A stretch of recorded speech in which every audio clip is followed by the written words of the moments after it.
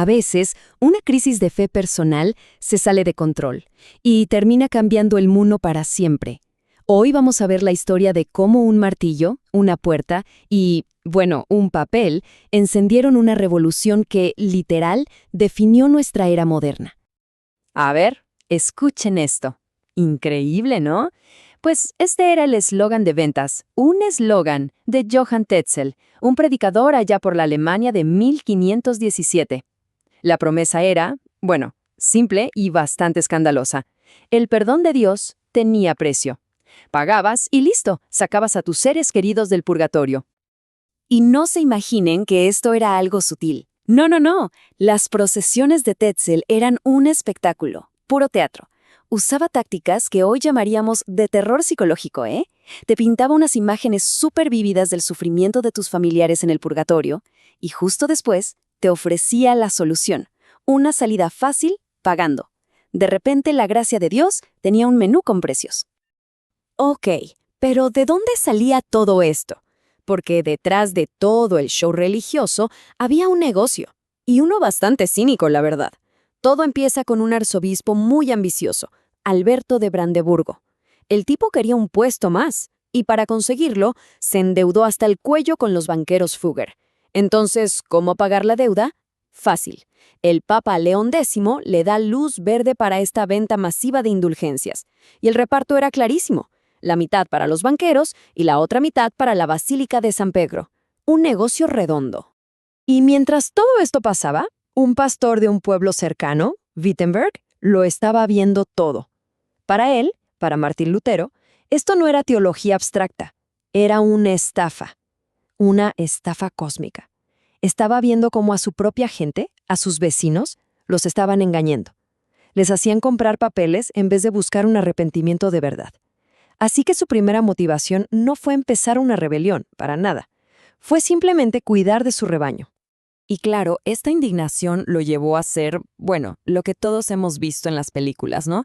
Clavar las famosas 95 tesis en la puerta de la iglesia.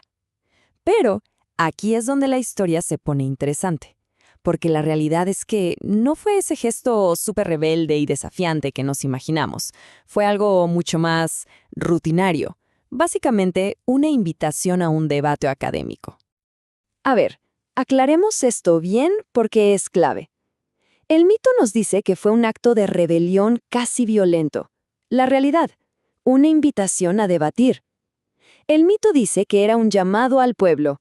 La realidad, estaba escrito en latín, el idioma de los académicos, o sea, solo para teólogos.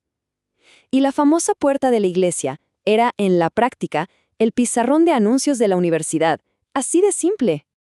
Pero cuidado, que fuera un debate académico no significa que el contenido no fuera dinamita pura. Lean esta, la tesis 86. Ahí pregunta básicamente, oye, si el Papa es más rico que el más rico de los millonarios, ¿por qué construye San Pedro con el dinero de los pobres y no con el suyo? ¡Boom! Eso ya no es solo teología, es una pregunta política, económica, que le pega directo a la integridad del Papa. Entonces, Lutero publica sus tesis, invita al gran debate. ¿Y saben quién apareció? Nadie. Cero. Silencio total. Ni un solo teólogo se presentó en Wittenberg para discutir con él.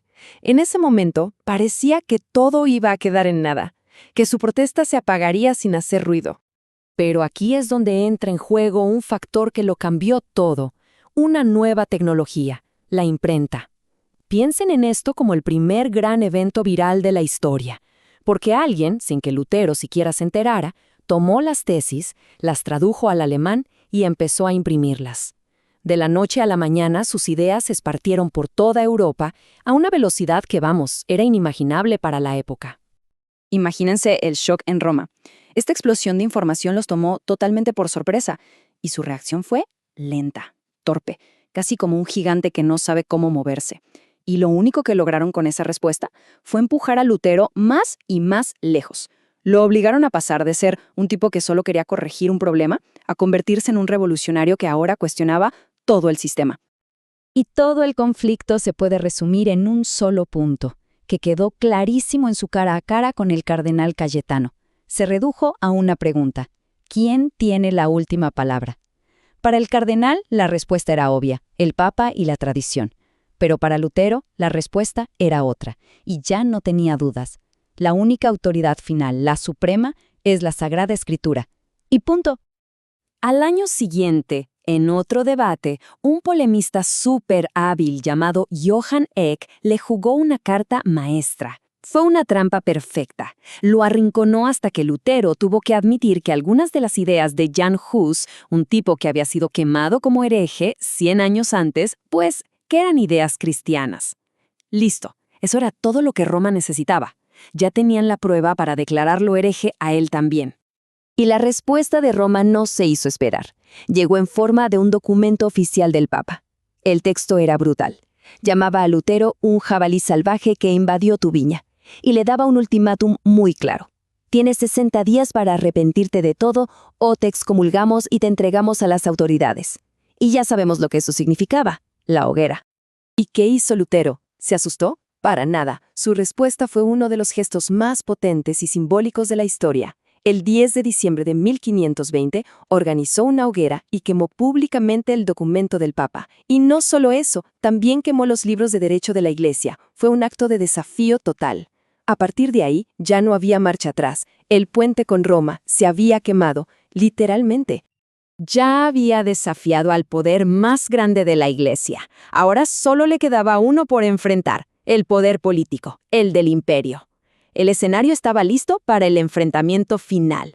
La cita era en la ciudad de Worms, en 1521, y allí Lutero se vería cara a cara con el hombre más poderoso del mundo. Y los dos protagonistas de este choque no podían ser más diferentes.